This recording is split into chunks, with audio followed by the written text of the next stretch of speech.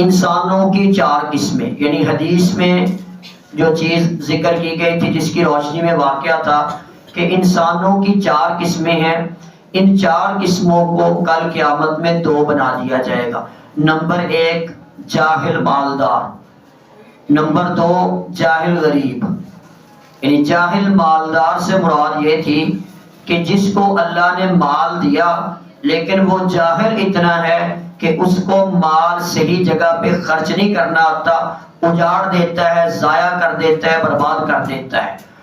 اور جاہل غریب سے مراد یہ ہے کہ اللہ نے اس جاہل غریب کو مال تو نہیں دیا لیکن اس کی نیت چاہت یہ ہے کہ اگر مجھے اللہ مال دے یا مجھے مال ملے، کہہ لے کسی بھی طریقے سے، تو مجھے مال ملے تو جس طرح وہ فلاں شخص خرچ کرتا ہے جو نافرمانی پہ خرچ کرنے والا ہو، میں بھی ایسے ہی خرچ کروں گا۔ تو اس کی نیت کے اوپر جاہل مالدار کو اور جاہل غریب کو جہنم کے ایک ہی ٹھکانے میں پھینک دیا جائے گا، ان دونوں کو ایک قسم بنا دیا جائے گا۔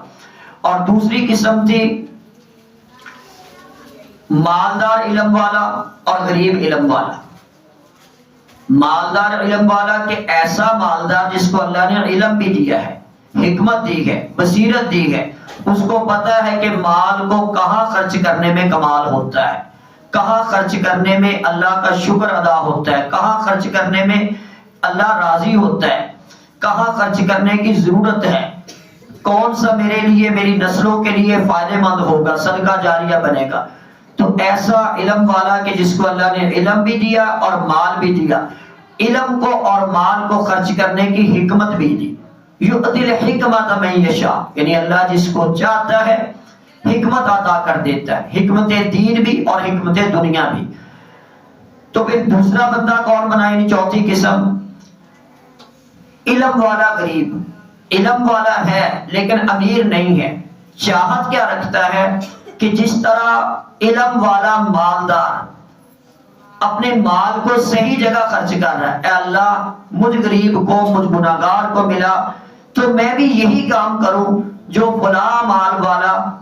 تیری رضا کے لیے کام کر رہا ہے۔ تو اللہ تعالی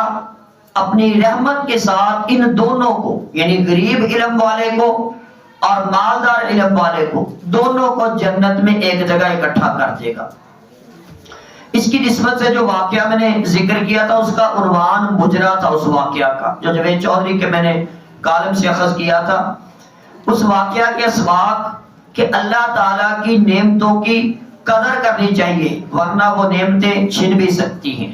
یعنی اگر ہم اللہ کی نعمتوں کی قدر نہیں کرتے، وہ صحت ہے، وہ اولاد ہے، وہ عہدہ ہے، وہ ذمہ داری ہے، وہ پیسے ہیں، تو اللہ کی کسی بھی نعمت کی ناقدری نہیں کرنی چاہیے۔ خواہ وہ بندہ نہر کنارے بیٹھ کے کیوں نہ وضو کر رہا ہو، کفایت شیاری کرنی چاہیے، مال کو ضائع نہیں کرنا چاہیے، نعمت کی ناقدری نہیں کرنی چاہیے۔ اس کے ساتھ ساتھ تین چیزیں یعنی جوانی، شراب، دولت، یعنی یہ تین نشے جمع ہو جائیں، جوانی کا نشہ، شراب کا نشہ، دولت کا نشہ، تو پھر عقل پر پردے پڑ ہی جاتے ہیں۔ ٹھوکرے کھانے والے امیر زادے کی نصیحت، یعنی وہ جو مزدور جس نے یہ پاؤں کے نیچے سے پیسے اٹھائے اور جاوید چودھری کو پیش کیے اور اس نے کہانی جاننا چاہی، اس کی آخری بات جو اس نے سبق یعنی ذکر کیا نا سٹوری کے آخر میں، وہ یہ ذکر کیا کہ چودھری صاحب میری بات پلے باندھ لیں، جو گندی عورتوں کے قدموں میں اللہ کی نعمت کو رونتا ہے، یعنی وہ مجرے کروایا کرتا تھا، پیسے پھینکا کرتا تھا، تو اللہ یہ تذلیل برداشت نہیں کر سکتا۔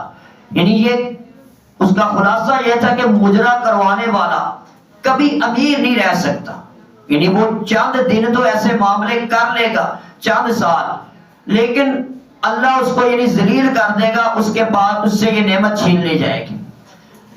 بالفرض ساری زندگی وہ یہ کام کرتا رہتا ہے، یہ نعمت نہیں چھینی جاتی، تو اس کا مطلب پھر یہ بنتا ہے کہ اللہ نے اس کو اتنا، اللہ کو اس کے اوپر غصہ ہے کہ دنیا میں اس کو ڈیل دے رکھی ہے کہ جو تیرا من کرتا ہے کرتا رہے، تیری پکڑ آخرت میں سخت ہوگی۔ اور ایسا بندہ جس پر اللہ کی کوئی نظر کرم ہو، جس طرح اس مزدور پر کہ چلے جو بھی نقصان اٹھائے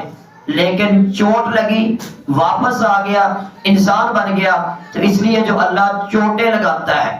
درد دیتا ہے آنسو دیتا ہے تکلیفیں دیتا ہے تو ان تکلیفوں اور آنسوؤں کا سب سے بڑا مقصد یہی ہوتا ہے اللہ بندے کو اپنے قریب کرنا چاہتا ہے.